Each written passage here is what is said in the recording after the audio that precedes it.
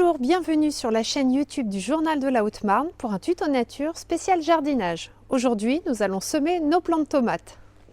Chaque année, j'achète mes plants de tomates au mois de mai et je les plante directement en terre dans mon jardin après l'essaim de glace.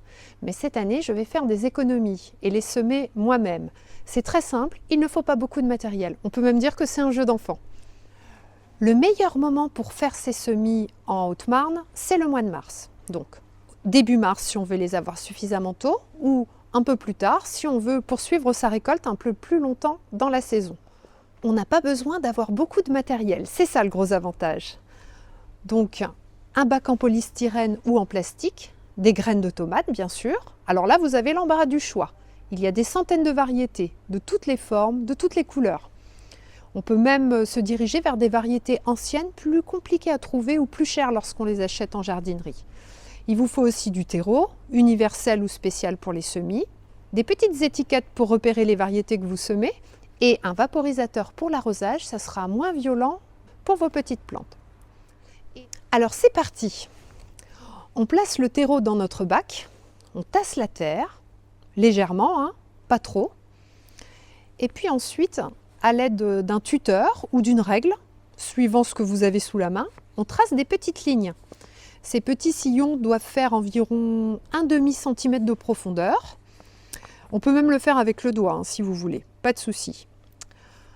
Ensuite, on dépose les graines, tous les 1,5 cm environ, voire 2 cm. Après, c'est à vous de voir.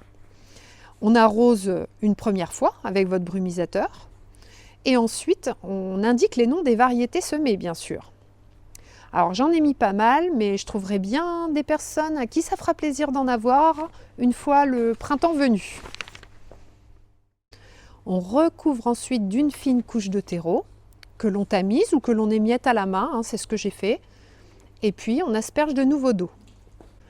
Alors ce bac maintenant, on va le conserver à la maison.